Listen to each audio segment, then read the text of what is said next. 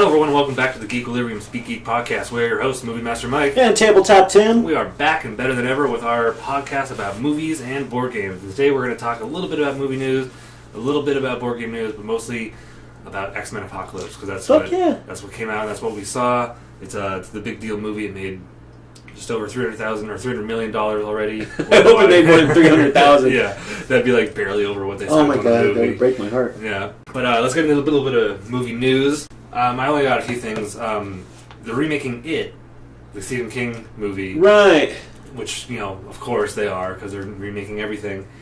But they've been looking on who's going to play Pennywise the Clown. Mm-hmm. And well, it should be Tim Curry, obviously. It should be, but should always be Tim Curry. But he's not going to be. So they've been looking at Bill Skarsgård from Hemlock Grove. He's a younger actor. Which one was he? Was he the blonde guy? Or the dark-haired guy? I think he's a dark-haired guy. He's got real big eyes. Okay, yeah. I know what you're talking about. Yeah. Have you seen Hemlock Grove? I haven't seen Hemlock Grove. I don't know how I feel about it. I haven't finished the third season, so I guess I don't feel too strongly about it. But I really liked the first season. It was pretty intriguing. Okay, I'll check out the first season then. Yeah. Because it looked kind of cool, like on Netflix, all the pictures that they have. Like there's a lot of shit going on with that show. It was like a wolf's mouth with like a human hand coming out of it or something like that. Like, just like the imagery that they use for their like covers and things are really cool. There's werewolves and vampires and mad scientists and just all kinds of weird shit. And Famke Janssen, which I love. Nice. Famke Janssen. Yeah, I love her. Did you ever see? It's a small little comedy movie called Eulogy. No. Oh, it's hilarious. It's got Zooey Deschanel. It's got Hank Azaria. Famke Janssen, Kelly Preston, Ray Romano, Rip Torn. It's just a hilarious little. And what's it called?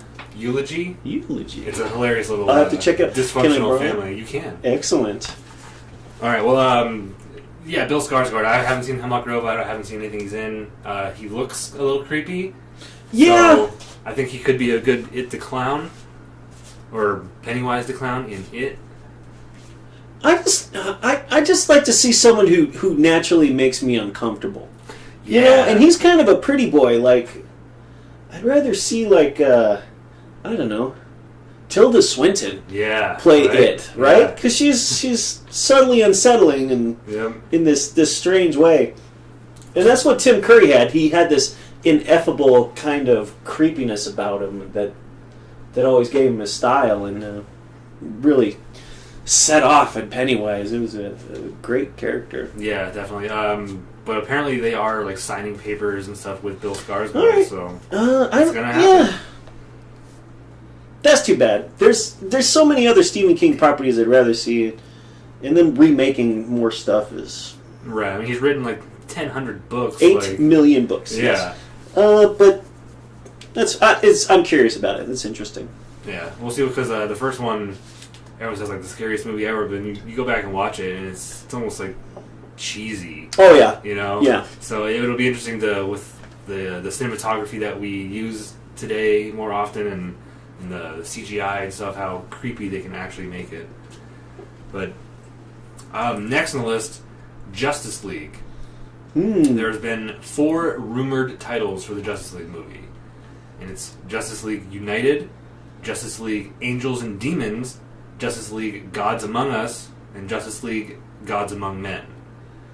Now, none of these titles I don't love. Gods Among Us. I think Gods Among Us. That sounds cool. It's a lot like the video game. There's even a comic book line based on the video game, Gods Among Us. But Jeff Johns, the runner of the whole DC movie universe, said, the name of the Justice League movie is Justice League.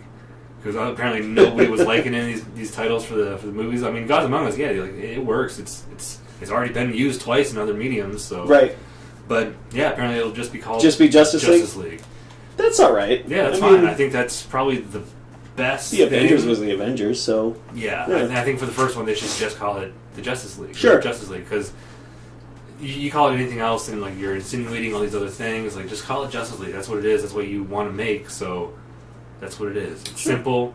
You don't have to bog it down by all these long titles like Batman v Superman: Dawn of Justice. Like, that's ridiculous. That is a pretty wordy title. Yeah.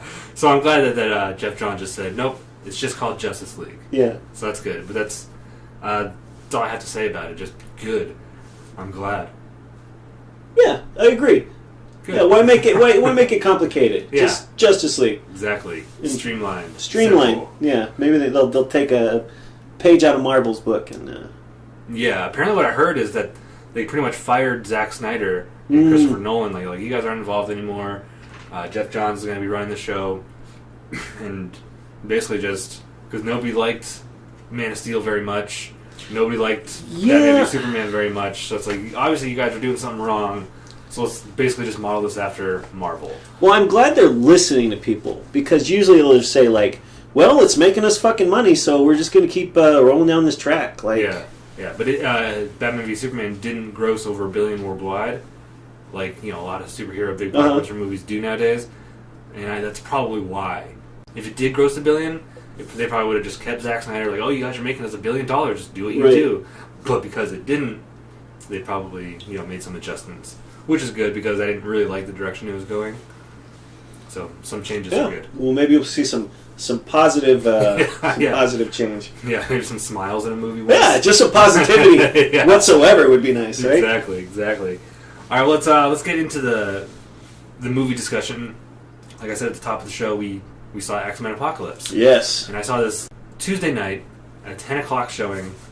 I wake up at 3:45 in the morning, and so I was dead tired. Yeah, a little delirious. I was dozing off a little bit, but I got up, walked around a bit in the theater, and it got me going again. But X-Men Apocalypse. This movie was directed by Bryan Singer. It stars James McAvoy, Michael Fassbender, Jennifer Lawrence, Nicholas Hoult, Oscar Isaac, Rose Byrne, Evan Peters, Josh Hellman, Sophie Turner, Ty Sheridan, Lucas Till, Cody Smith-McPhee, Ben Hardy, Alexandra Shipp, Lena Condor, Olivia Munn, Warren Shearer, and many more. There's a lot of people in this movie. There is a lot of people in this fucking movie. Holy shit, Ali Sheedy was in it? I don't even remember seeing her. She was Scott's teacher, apparently. Fuck. Oh, yeah. No, I totally noticed that. From Breakfast Club? That just, Yeah. That slipped right past me. Oh, a lot of people I've talked to, they said she is unrecognizable. She must have been. But she was on Psych fairly regularly, the show, so I knew what she looked like, in the modern world today. Right. So when I saw her, I was like, You've seen her transition. Exactly. Over. And a lot of people haven't, so they went from seeing her as this like kind of cute weird chick in Breakfast Club to in this movie they didn't even recognize her. But yeah, I totally caught that. So this movie, when I first saw the stills of Oscar Isaac as Apocalypse, I was like, oh no, this looks like Power Rangers territory. It looks bad, and then they released images of Storm, whom I loved. She looked perfect, absolutely perfect. And then Cyclops. I thought, I actually know that actor from the Tim Allen show, Last Man Standing. I've only seen the first 4 seasons. 5 just ended, I think. But he was on season 4. He was dating his youngest daughter. So I've seen him before, but I don't think he looks like Cyclops. I thought he was a bad choice. Yeah. And then when they released the picture of Olivia Munn as Psylocke, I was like, oh, that's perfect. She looks just like Psylocke. They got the outfit, the hair, everything. So like, perfect. That's 2 out of 3 so far of the X-Men, not the villains. And then they released Jean Grey. And while I love Sophie Turner on Game of Thrones, I don't think she quite looks like I think she should look in X-Men. Jean Grey, that is. Okay. Famke Janssen was just perfect. I agree. So out of those 4, the 4 like new ones that they released, I was like, well, half are good. I love the look of Storm. I love the look of Psylocke. I didn't like the other 2. And like I said, Oscar Isaac just looked too much like Power Rangers. But in the movie, I thought Oscar Isaac looked great. Oh yeah. I thought he looked really, really good. The look of Apocalypse was awesome. It didn't look cheesy Power Rangers territory. It looked really good, I thought. Yeah, right from the beginning, that opening scene was amazing. I wanted an entire movie just based on that world. Yeah. The ancient Egyptian stuff. It was just so crisp and beautiful. What an amazing set. Yep. And all you got Apocalypse, and he enters the scene. He looks very old. in the opening scene. That's not Oscar Isaac. That's somebody else. Yeah, it doesn't even look like... No. Yeah. And, apparently what happens is Apocalypse, transfers his consciousness to other mutants, and then all of a sudden he has that power. Right. And then he goes to another one, and he keeps all the powers that he goes from body to body. And so they found an immortal. And so, he's cool, you can be... immortal. You don't have to keep transferring bodies unless you find somebody with a power that you really like, and you can transfer their body, but you'll still be immortal. Oh yeah, and by the way, spoilers. We shall be talking about spoilers. Yes, spoilers. So that's what was happening in the opening scene. He was transferring into an immortal body, which was Oscar Isaac. Right, and so you have all his henchmen, his him coming to the temple, horsemen. Just him coming to the pyramid. There was a huge parade, everyone was bowing to him and stuff. But and you got all these ornate costumes, these wolf head costumes.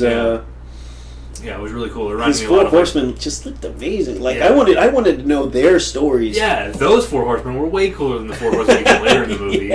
Way cooler. The chick who was doing all that stuff, she was awesome. Yeah, and it goes from 0 to 60 real quick. Yeah, it does. The humans rebel against Apocalypse, and there's a big battle, and the girl that you're talking about, she has a power of what is it, telekinesis? Yeah, I think so. Where you can move things. Yeah. So she crushes a guy in midair and throws him against the wall. Yeah, it was a really shocking opening scene, but a great start. Mm-hmm. A very, very auspicious beginning to impressive movie. When humans revolt, they take down the pyramid, and so it crumbles halfway through the process of transferring his consciousness into Oscar Isaac, and then he gets buried down there. Mm-hmm. The sunlight had something to do with it activated all these things. That was another interesting thing. Yeah, he created this technology, and I don't know, it just got all gold. But it looked fucking cool. It looked kind of like electricity going through circuits, maybe.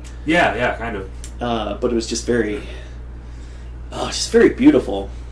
But after that, the opening credits, which I've heard people liked the opening credits, kind of goes through history, we see a Nazi symbol and they break through it and all this stuff, and we see different things. And I don't know, I didn't quite like it. I thought it looked really cheesy. I liked it. It was like a tunnel through time. Yeah, exactly. And everything that encases the tunnel is a representation of history and time passing. So it's like you said, just World War II stuff and different buildings, churches, and things like that have gone through time, just to show the passage of time. Yeah. One thing that's weird is we keep ending up in the 80s now, that they've kind of reset the storyline. Yeah, this is my biggest gripe with the movie, because no matter what I say about the storyline and the character development and the acting, the timeline. You start in 62 or 3 in X-Men First Class. This is 20 years later. 20 years later. Nobody has aged 20 years. I mean, that's true. They bring back Havoc, who's supposed to be Scott's older brother. So it's wait, you were an X-Men in the early 60s, and you were probably about 20, maybe 16 at the youngest. He was in some kind of jail in that movie in First Class. They had to break him out of jail. So he's got to be 36 at the youngest. He doesn't look 36. How does he have a younger brother who's only in high school? And wasn't what was the movie before this? Days of Future Past. Days of Future Past was in the 70s, right? Yeah, it was in the 70s. So they went from the 60s to the 80s, and in the middle was the 70s. Yeah. But no one has aged 10 or 20 years. Yeah, okay. So, and you think that Professor X was a grad student becoming a professor in the early 60s, so he was in his probably late 20s, after all that schooling. So he's got to be in his late 40s now, and he looks like he's in his late 20s, early 30s. Yeah, so the timelines absolutely do not link up. No, not at all. And then if you think about the original X-Men movies, okay, how old were they in about the year 2000 when the first one took place? And the timeline's just, it's way messed up. Everything's messed up. And I guess Days of Future Past was supposed to erase everything. Don't think about X-Men 1 through 3. Don't think about First Class. Just think about the here and now. And it's okay. But that's my biggest gripe. It's just nothing makes sense anymore timeline wise. I mean, you had Angel in X-Men 3 in exactly, and now he's in the 80s and he's much younger, and then so it just that part I can't stand it, but I guess I can. No, he's older. He's older in the 80s than he was in the third one. Yeah, exactly. It's just but I guess I have to just throw it out of my head. Yeah, just throw it away. Yeah. The characters. What did you think about all the other characters in the movie? Let me start off by saying that it was an action film, and it was acted like an action film. Yes. There wasn't a lot of groundbreaking acting going on in this film. No, there was not. There was, just tepid responses to just about everything. I mean, this movie was, it was saved by all the dazzle that surrounds it. The special effects and the villain and all that. That stuff. That's what really saved it for me. That made it entertaining for me. The performances were pretty lackluster. Oh yeah. I was really looking forward to seeing Sophie Turner being Jean Grey. Just cold. And you don't get it. It's supposed to be an epic love story. Scott Summers and Jean Grey, right? It's one of the more famous love stories. Oh yeah. Great wedding. You look at these two and you're like, they barely seem to give a fuck about each other. Like, there was fireworks, right? Yeah, like there was a little bit of that. Like when he first gets there and he's got the thing, he kind of he doesn't like her because she just kind of bumped into him or whatever. He doesn't like her. And then when he gets his sight back with the sunglasses, he's like, "Whoa, who's that?" Yeah, but that's fine. That's a fine, honest reaction, a teenage boy reaction to a beautiful girl. Yeah. The point is, what could Jean Grey possibly see in this guy? Like, I didn't see anything to fall in love with Scott Summers about. No. I mean, I guess at the end he kind of started not really taking charge, but he wasn't just there. He actually did use his optic blast as much as he could to help out. So he was trying. He wasn't just kind of around. Right. So, but he was nothing special. She was nothing special. But juxtapose that against Oscar Isaac's performance and Michael Fassbender's performances. Those guys were chewing it up. Oh, they were acting their asses off. Yeah, and I really liked Alexandra Shipp as Storm. I thought she was great. I didn't get much off of her either. She didn't have a whole lot to do in the movie. Yeah. But when she was on screen, especially in the beginning when she was kind of, talking to Apocalypse and stuff, being who she is, I thought she was fine. I thought she did a good job. The accent was good and stuff, so I liked it. Yeah, I guess so. I like her original origin story better. She was like a queen of an African tribe. No, I think that happens in the comics, but I think in the comics she was born in New York or somewhere. And then she was brought to Cairo when she was really young. And so she grew up on the streets in Cairo. And then she became leader of some African tribe, being the rain goddess. That all happened in the comics. So this, not Apocalypse, but, her being in Cairo as a pickpocket and stuff did happen in the comics, along with what you're thinking of. Okay. I just always thought Storm was a stronger presence, and she didn't really... I don't think they gave her enough meat. No, definitely not. She's one of the top tier X-Men, and I don't feel like she was treated like that. Yeah. Even power wise, she's one of the highest level X-Men there is, and yeah. But I mean, like I said, they didn't give her enough to do. Yeah. But I liked when she was on screen. I thought she looked great. She sounded great. I mean, remember when Halle Berry tried to do a little bit of an accent in X-Men 1? Oh, she fucked that up bad. So I'm one of the only people that didn't absolutely hate her as Storm. What? Yeah, I thought she was fine. She looked great. She's a beautiful woman. The white hair looked just fine on her. It changed every movie. She looked fine. Yeah, and in the first movies, I mean, she was in it for 2 minutes. She had a little bit of talk with, what's his name, when he was with the senator, when he became Waterman. Right. And then she did the whole Toad thing, and then that was really it. Yeah. But... Hey, Mike, do you know what happens when a toad gets struck by lightning? What? Same thing that happens to everything else. Ah, okay. Amazing line, right? Yeah. No. The Joss Whedon line. Was it a Joss Whedon line? That was when he did Unfucking believable. Yeah. Yeah, he did a script for the movie, and that's the only thing they kept from his script. Yeah. There must be something. Must have been. Her delivery was so piss poor on that. There must be some kind of irony that he was writing down that must not have been translated. Yeah, they probably took it out of context. Like, oh, let's just use that line. It's right. Like, well, no, it only works with all this other stuff. Yeah. But back to Apocalypse. But I liked her performance as Storm, Alexandra Shipp. Mm. I did not like Olivia Munn as Psylocke. She was probably the blandest of all these actors in the movie. I don't know much about Psylocke, but yeah, she was. She didn't have many lines, right? She only had like 2 or 3 lines. Yeah, she had a few. But she didn't do a very good job at it, and the rest of the movie, I don't know. The action that she was in was awesome. Yeah. And some of the action, especially towards the end of this movie, is fucking crazy good. Oh yeah. And I was like, God damn, that was fucking badass. That was awesome. But what did you feel about some of the other characters? Like Quicksilver came back, Nightcrawler came back but younger, Angel. How'd you feel about those 3?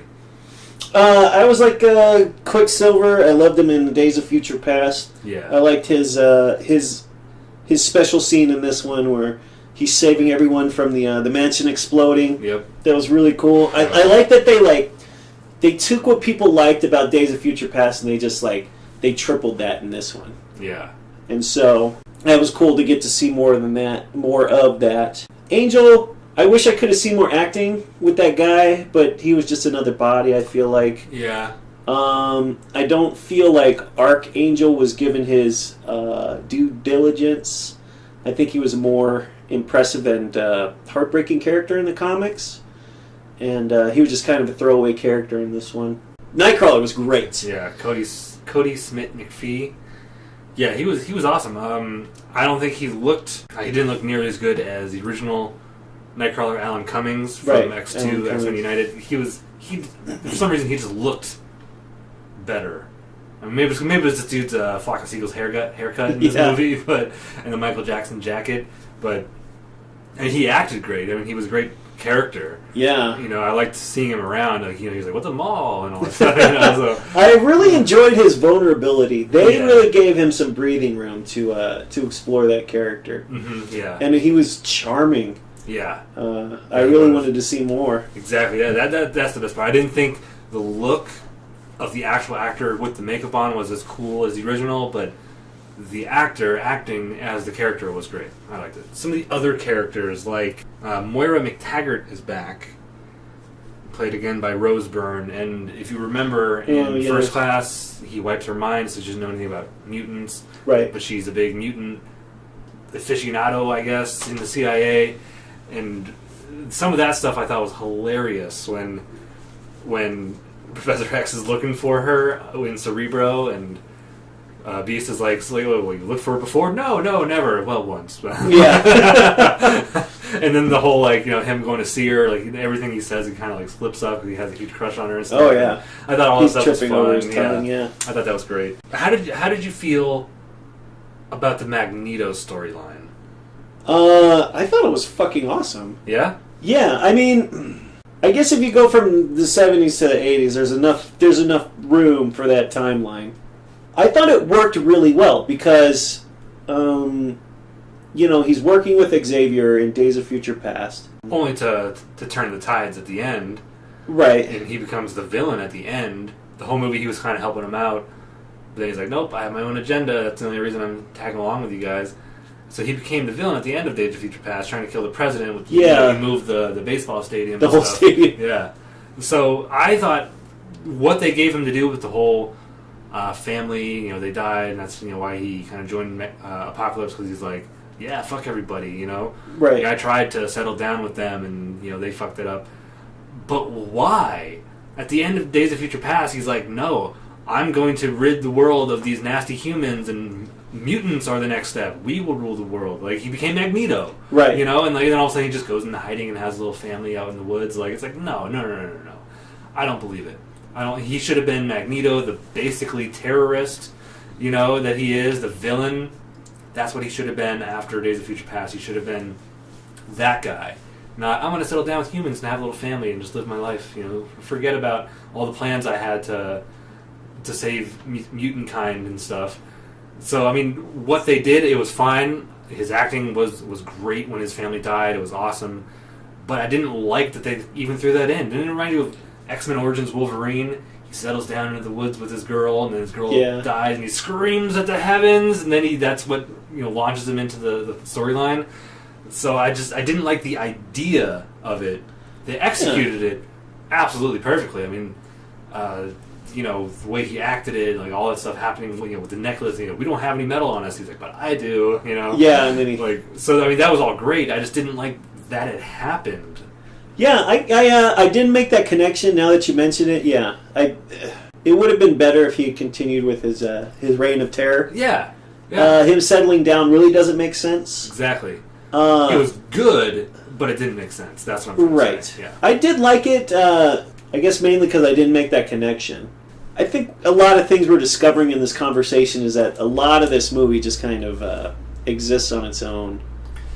Like I don't think they're following as tight a storyline as the Avengers, as the Marvel as stuff. that branch of the Marvel universe. Yeah, no, I totally agree. I think I always liked the X-Men movies because they were kind of low key. It wasn't baddie of the week taking over the world. It was usually Magneto was in all of them. He kind of even in X2 and Days of Future Past, like he was part of the team, but he had his own agenda. He twisted the knife at the end.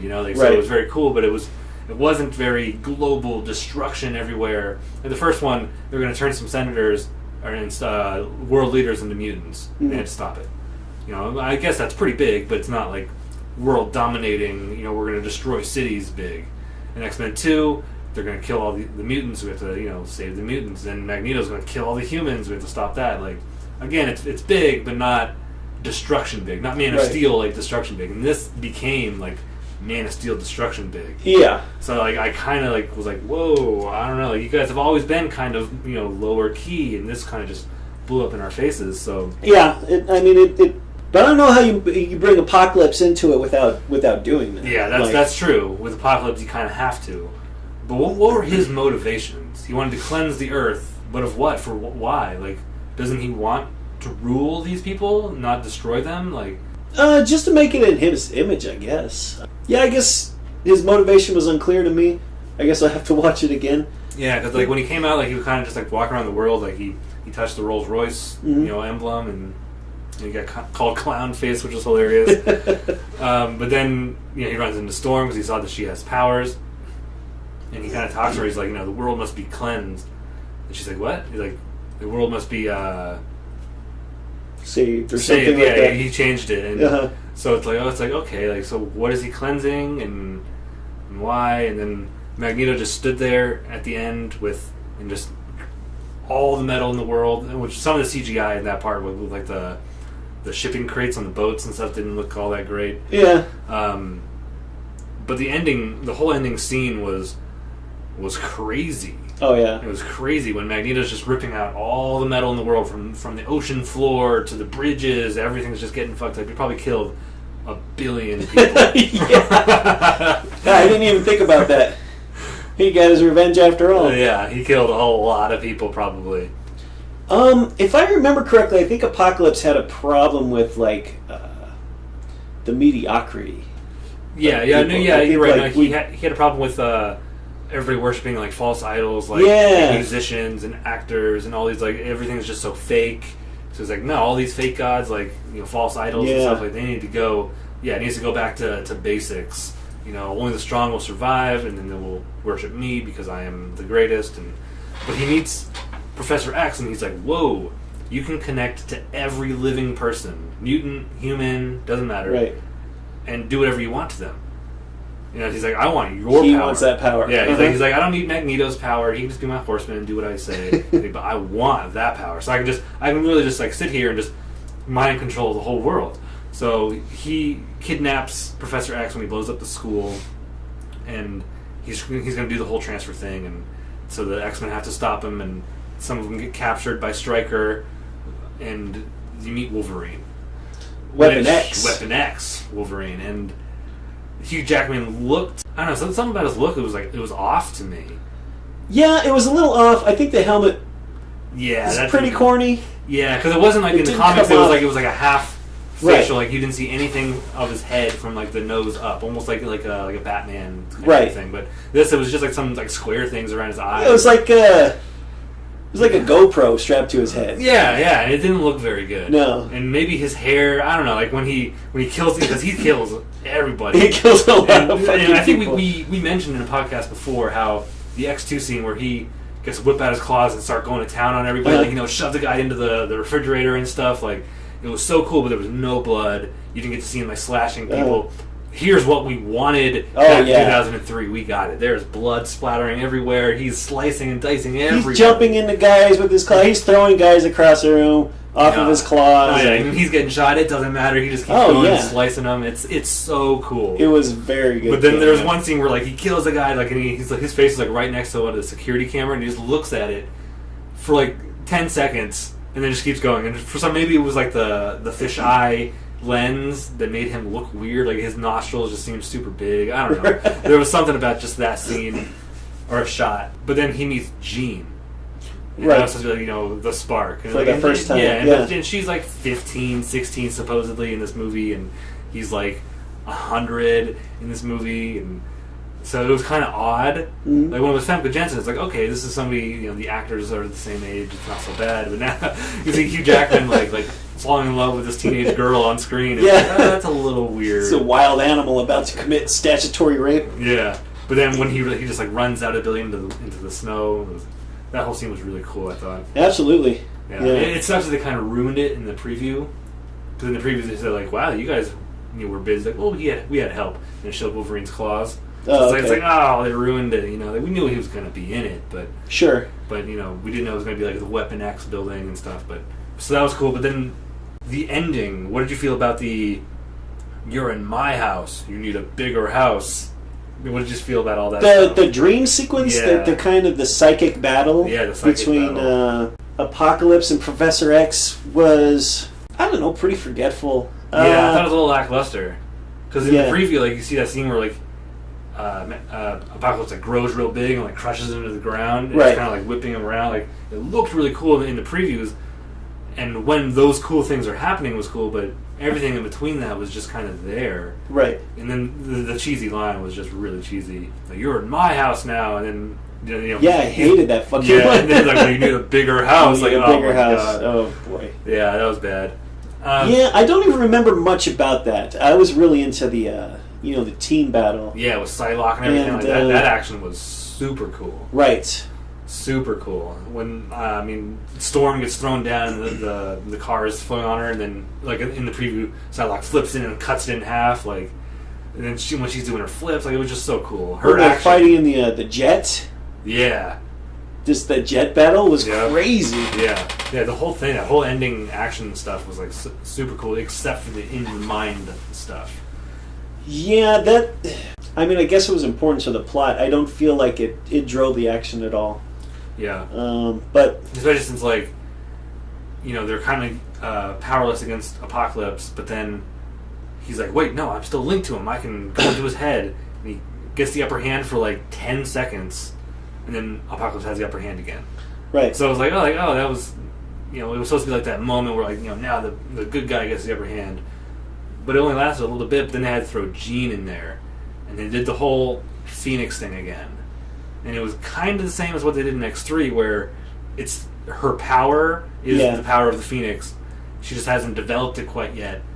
And like in X-Men 3, she had it, and Perfection was like, no, you need to suppress that. That's crazy powerful. You need to be Jean Grey, not Phoenix, so you need to take control of it. And this, like, they kind of hinted at it a little bit. Yeah. That, like, she has this crazy power, but then at the end, like, she kind of just, like, let it free and save the day. And it's like, so you have the most powerful power and stuff in the universe. You use it to destroy Apocalypse, and then you just put it back in, like, all right, let's go, guys, back to school. It's like, whoa, shouldn't it be a bigger deal? Like, you kind of mentioned how, like, she's having those crazy dreams and stuff. Right. And stuff, so like it should have been a bigger deal that she used it, and that it took a toll on her, and that they need to need to start going to practicing how to suppress it. They kind of just like it never happened. I mean, if they do it, they'll probably do another film and it'll come out. Because Apocalypse, once that happens, he says something like he succeeded or it is accomplished or whatever. That's what he wanted. He wanted the Phoenix to come to fruition, to show her power.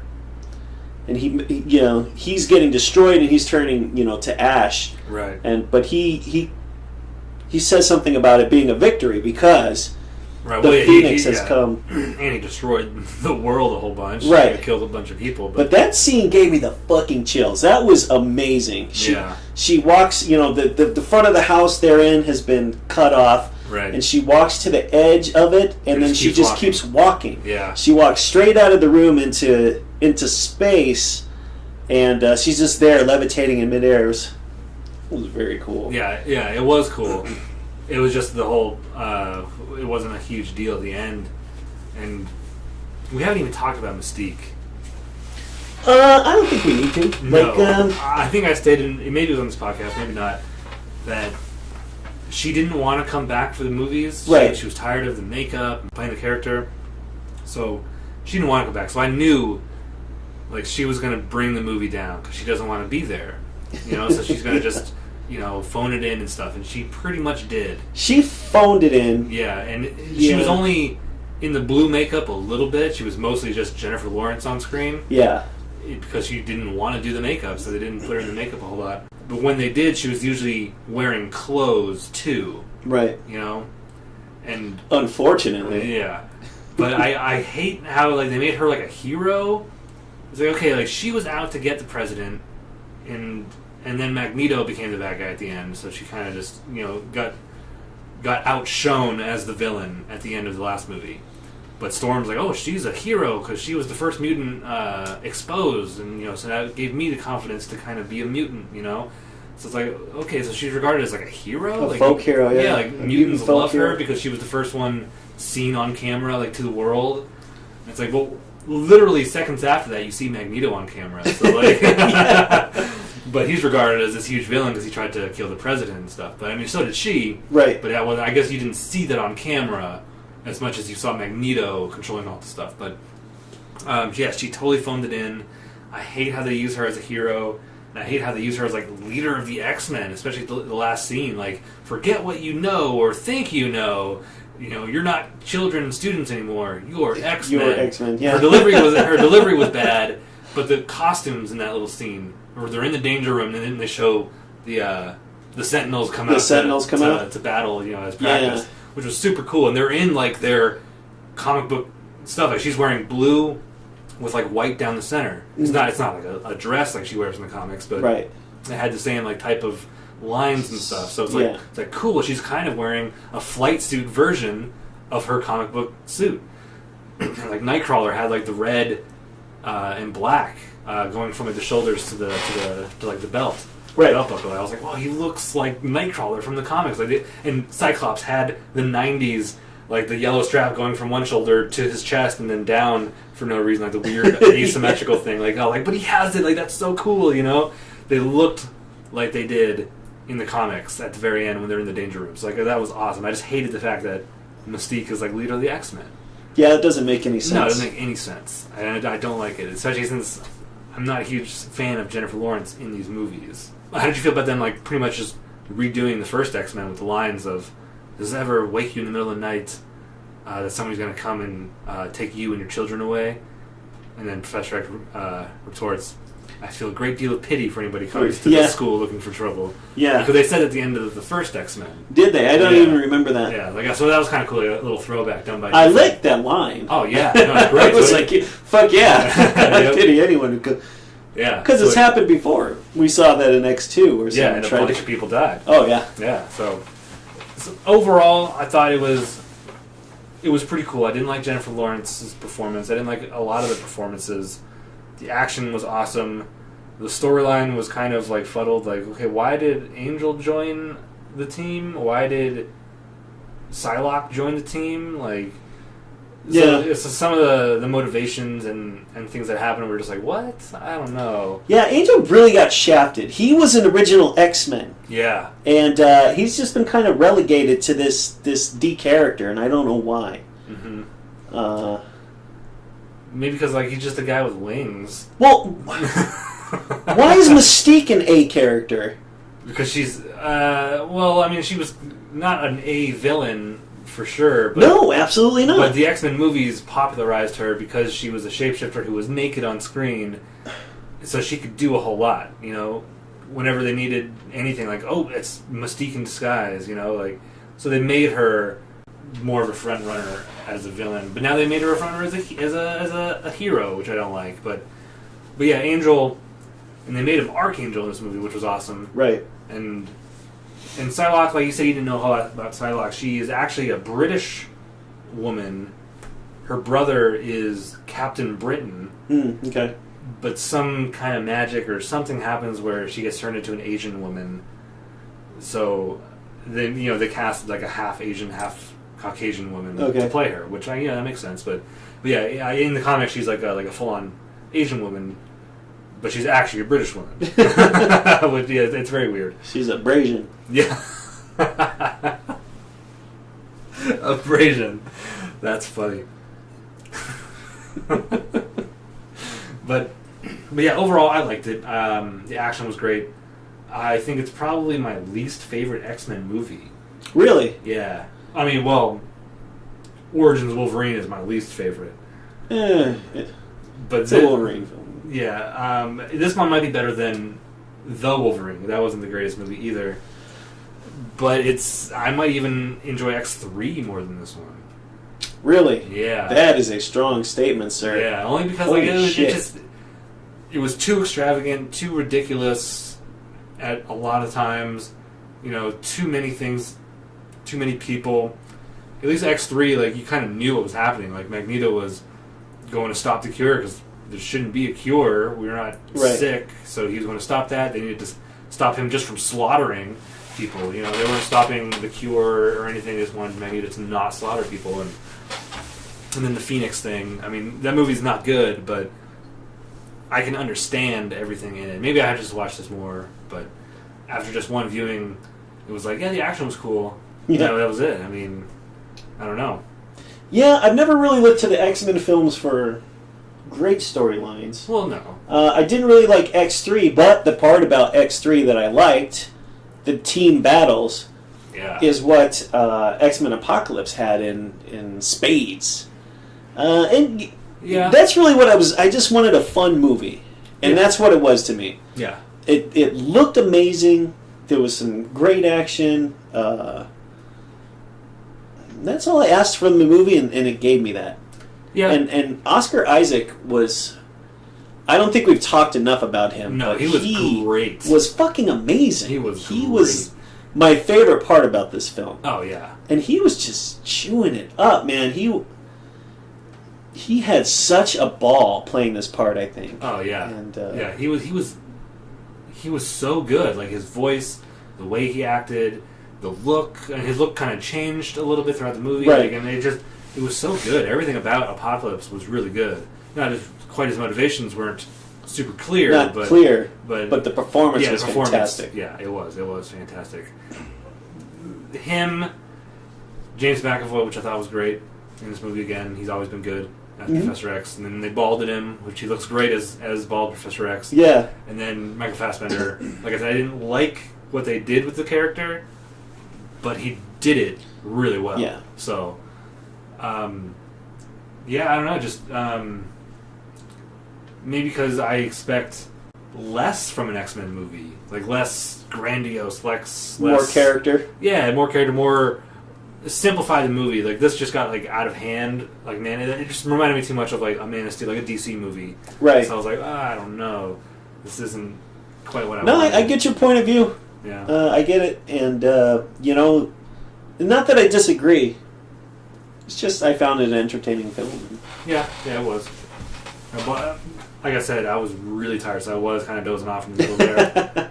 But I don't think I missed. I saw all the good stuff. So anything I did miss while half listening, and then jolting back to and like I said, I got back up. I walked around. I drank some of my beer and stuff, so I didn't miss anything. I saw the Wolverine thing. I saw the mansion Quicksilver thing, and we didn't even talk about Quicksilver a whole lot. His scene was cool. And he didn't end up telling Magneto that he was his son. That's the whole reason he went with the X-Men. It was a confusing choice. Yeah, that was kind of weird. But I was like, I was already beyond character development anyway. It was like, who gives a shit? Yeah. It was like, why did he make that choice? Who gives a fuck? Yeah, that's true. Just fight something. Punch it fast. Quicksilver, that's what you do. Yeah. But yeah, overall it was enjoyable. It was an action movie. It felt like an action movie. Absolutely. Cheesy acting, some cheesy lines, with some awesome action. Absolutely. Yeah. So would you recommend this movie to people? I would recommend it. I would recommend it for a fun evening. I wouldn't recommend it if you're I don't know. If you want any more out of it than that. It's really not going to move the storyline ahead that much. The performances aren't that great. But it's a fun movie, and it looks spectacular. Yeah. The cinematography and everything was really good. Yeah. I would recommend you see this movie if you're into the superhero stuff. If you like X-Men or Batman or anything like that, and this is your type of thing, these types of movies, then absolutely go see it. If you like movies like, I don't know, if you're Lost in Translation? Yeah, if you're into the Oscar type movies, then this probably isn't for you. Right. But yeah, if you like action, go see it. It's a little dull when there isn't action, but when there is action, it's super action packed. So yeah, I would mildly recommend this to people. Cool. Yeah. All right. Well, do you have any board game news for us? I do have a little board game news. Well, at Gen Con 2016, they're gonna introduce Harry Potter Hogwarts Battle, the deck building game. Oh, cool. I love Harry Potter. Right. And I think it's a great format to introduce people to designer games. Harry Potter is magic. Magic lends itself to deck building, collecting spells, building up your spell book, becoming more powerful after you do the work, after you put the work in. Right. I think it's a perfect format. I think this is really going to open up, the world of designer games. Harry Potter is an awesome gateway. Yeah, absolutely. It's a great gateway. Yep. It's going to be co-op, so you'll probably be fighting, the villains from the books or the films. I'm not sure. Like the Lord of the Rings card game? Yes, like the Lord of the Rings card game, co-op, you're all going to be working together to defeat the game itself. Right, cool. And then deck building is just you'll have a way to purchase cards to build up your deck to get better actions the more you play. Yeah.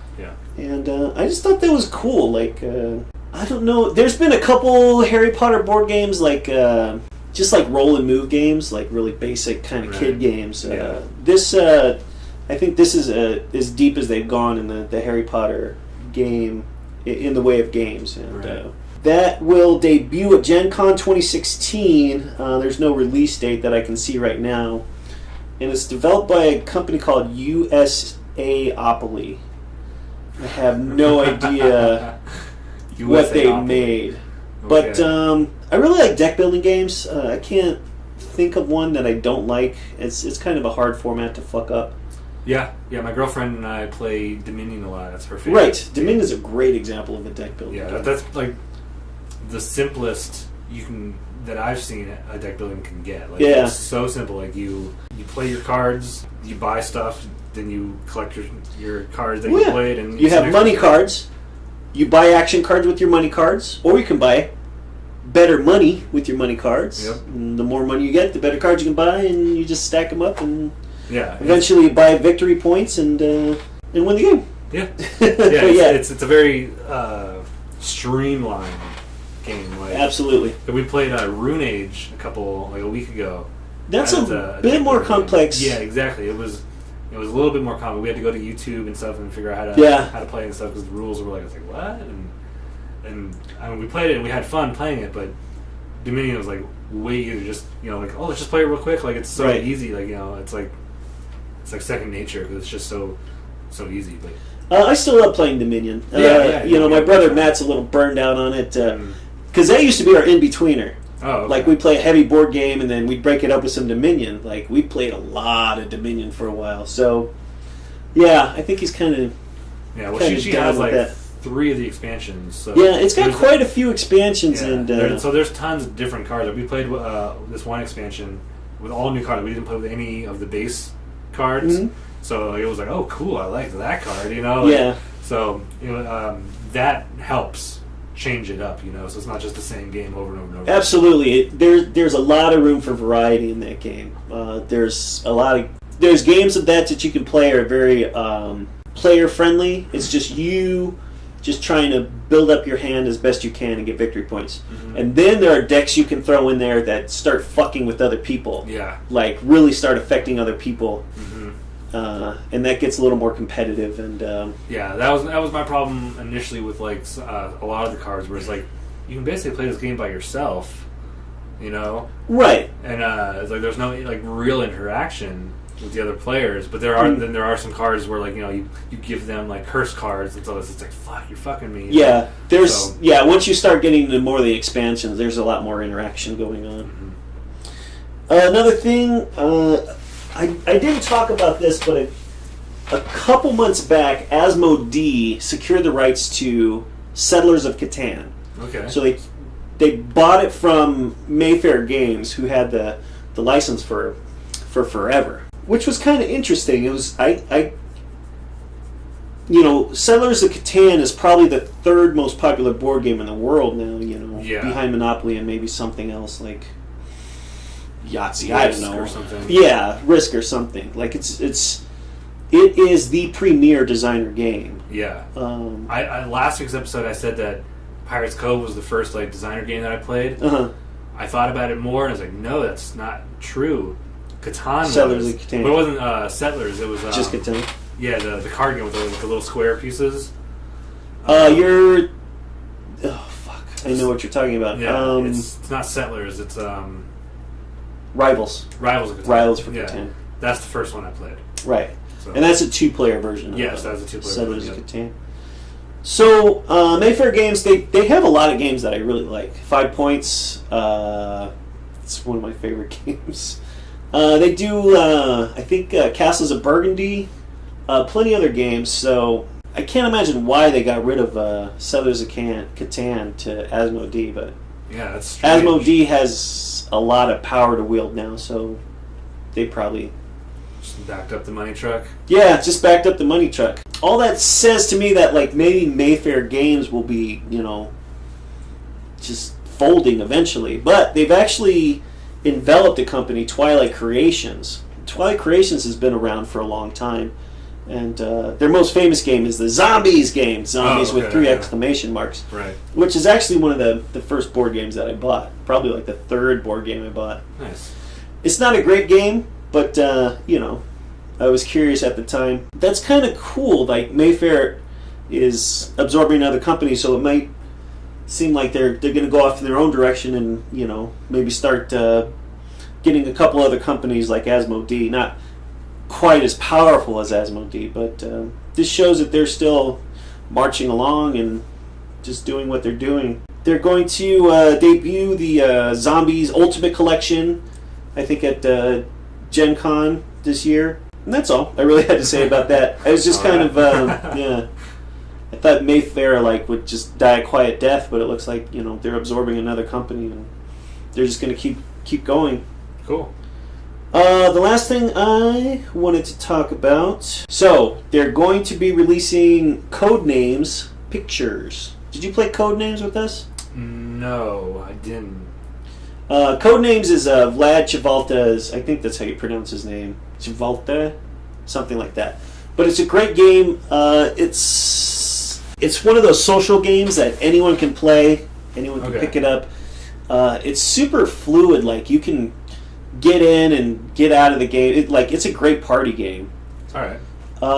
You have a grid of 5x5 on the table, and each card has a word on it. The Spy Master is trying to have his team pick the cards that are their team's cards. So the Spy Master has a hidden card on his side that represents the grid that everyone is looking at. And let's say this is the blue leader, so he'll have like, I can't remember, like 6 blue cards that his team needs to get. Right. So he's trying to find one word that can best associate with the maximum number of cards on the grid. So if you have, say, like baseball, helmet, I don't know, something like that. Right. I would say like, so that he wants you to pick both those cards, right? Baseball and helmet. So maybe we would say sports 2. So he's giving a code word, and then how many cards are associated with that key word that he's giving, that code word that he's giving. Okay. So he's trying to get you to guess the colors on his grid. It's hard to explain. There's like an assassin card in there, so you're trying to avoid words that would associate with that. Okay, all right. I'll try to get you to play it.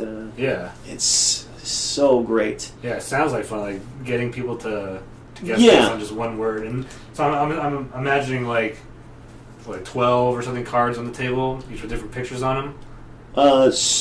No, it's just words. The new game is going to be code words pictures. Oh, okay.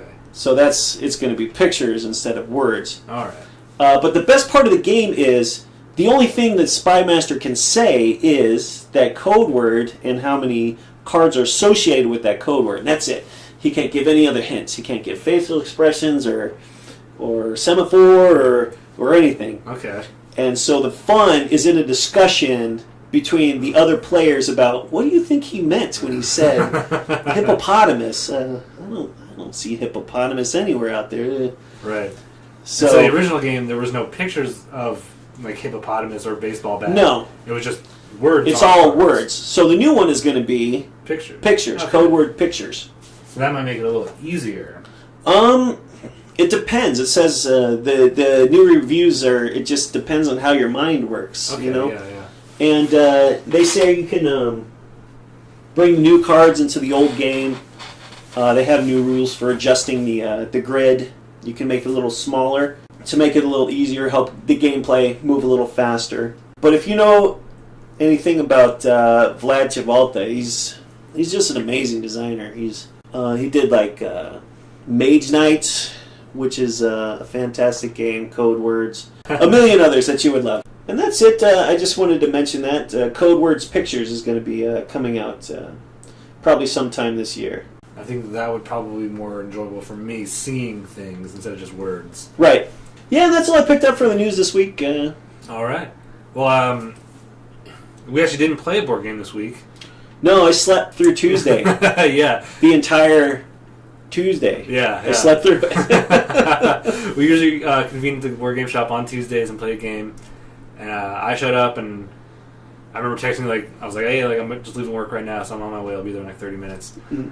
And so we ended up playing Concordia again, which is what we played last week. Right. Because the shop owner wanted to play it. He was like, yeah, set up Concordia. We'll play Concordia. And then he ended up not playing. So we all played Concordia. That's how it happens. How do you feel about the game on the second it was better. Second go-around? Yeah? It was better, yeah. It's still not my favorite, but yeah, definitely better now that I understood everything and the scoring. Scoring is very important and the hardest concept to get in that game. Yeah, but yeah, so now that I understood that, it was more enjoyable. Yeah, but still, just not I don't know. It's just not my favorite. You know, I don't know. Maybe because I'm not a huge gamer, but it's all right. Yeah. But plenty other games in the world. But that's what we ended up playing again. We didn't have anything to talk about this week, so. No, I blew it. You fucked up, dude. Yeah. You dropped the ball. Yeah. I dropped my head on a pillow and didn't get back up until it happens. Tuesday night, man. Yeah, working 2 jobs is a real bitch. Yeah. But next week we will have a board game to talk about. We will reconvene at the board game shop this week. We should. Yes, yeah. We should. I did play Kemet. Mm-hmm. I did play Kemet last night with some of the guys from the shop, and it was pretty fun. I thought the board could have been smaller,